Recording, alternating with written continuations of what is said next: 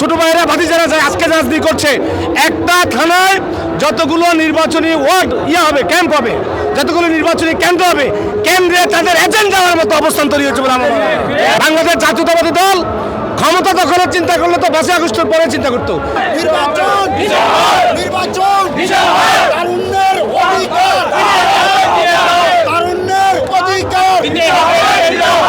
আজকে বাংলাদেশ জাতীয়তাবাদী ছাত্র দল, যুব দল এবং স্বেচ্ছাসেবক দল তথা তারুণ্যের সমাবেশ 3টা বিভাগকে নিয়ে আজকে ঢাকায় অনুষ্ঠিত হতে যাচ্ছে।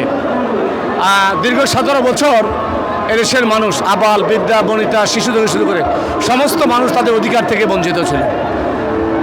জুলাই আগস্টের আন্দোলনের মধ্য দিয়ে আপামর জনসাধারণ এই দেশের স্বাধীনভাবে কথা বলার, বসবাস করার মতো একটি পরিবেশ তৈরি করেছে। তারই প্রেক্ষাপটে সারা বাংলাদেশে বিভিন্ন বিভাগ ওয়ারি এই তারুণ্যের সমাবেশ অনুষ্ঠিত হয়েছে গত কিছুদিন থেকে শুরু করে।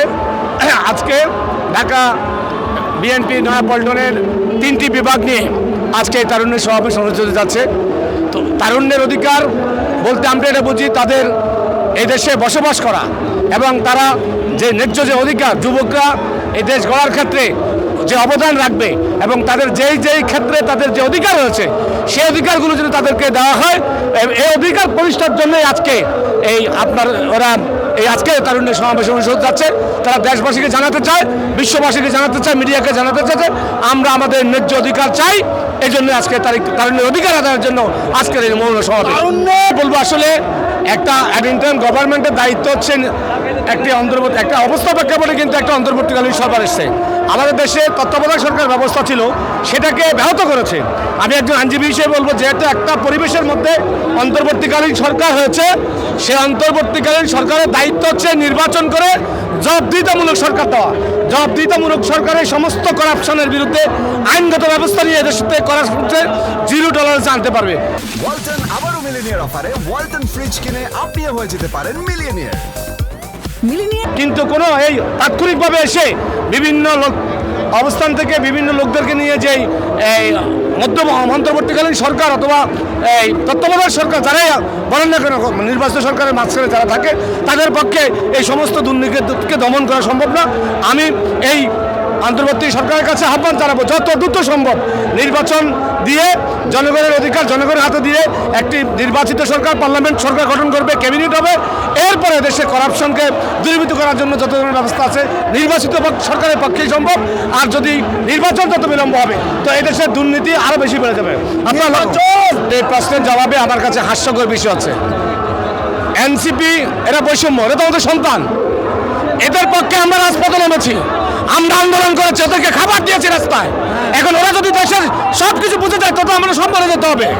তবে যার যে বিষয়ে অভিজ্ঞতা নেই এই বিষয়ে তাদের এই কথাটা বলা আমি মনে করি অতিরিক্ত অকাল পক্ষের কথা, সেটা আর বেশি কিছু নয়। তাদের আজকে এখনো নিবন্ধন হয় নাই, তারা নির্বাচন করুক, আমাদের কোনো আপত্তি নাই। যদি তাদেরকে এই অন্তর্বর্তীকালীন সরকার নিবন্ধন দেয় তারা নির্বাচন করুক। তারা আমার মনে হয় না এনসিপি ছোট ভাইয়েরা ভাতিজারা যায় আজকে রাজনীতি করছে। একটা থানায় যতগুলো নির্বাচনী ওয়ার্ড হবে, ক্যাম্প হবে, যতগুলো নির্বাচনী কেন্দ্র হবে, কেন্দ্রে তাদের এজেন্ট যাওয়ার মতো অবস্থান তৈরি হচ্ছে বলে আমার মনে হয়। বাংলাদেশ জাতীয়তাবাদী দল ক্ষমতা দখলের চিন্তা করলে তো 5 আগস্টের পরে চিন্তা করতো। তার জাতীয়তাবাদী দল তো চিন্তা করে নাই। জাতীয়তাবাদী দল তো চিন্তা করে ঢাকা বিশ্ববিদ্যালয়ে বিসি হবে, সচিব হবে, এই বিশ্ববিদ্যালয় দখল হবে, এই প্রেক্ষাপট পাচ্ছেন, এগুলো তো বিএনপি করে নাই। বিএনপি আমার নেতা তারেক রহমান চাচ্ছেন জনগণের অধিকার প্রতিষ্ঠার জন্য সকলে তার ভোট তাকে দিবে। সেই ভোটের মাধ্যমে যদি বিএনপি সংখ্যাগরিষ্ঠতা লাভ করে তাহলে আমার নেতা দেশনেত্রী বেগম খালেদা জিয়া, তারুণ্যের অহংকার তারেক রহমান সংসদ গঠন করে এদেশে সরকার প্রতিষ্ঠা করবে, তার আগে নয়। তবে কোনো অনির্বাচিত সরকার দীর্ঘদিন থাকুক এটা আমরা কেউ চাই না। যদি তাদের শুধু সুবুদ্ধি উদয় হয় অচিরে নির্বাচনের ব্যবস্থা করবেন এবং গণতান্ত্রিক সরকার প্রতিষ্ঠা করবেন।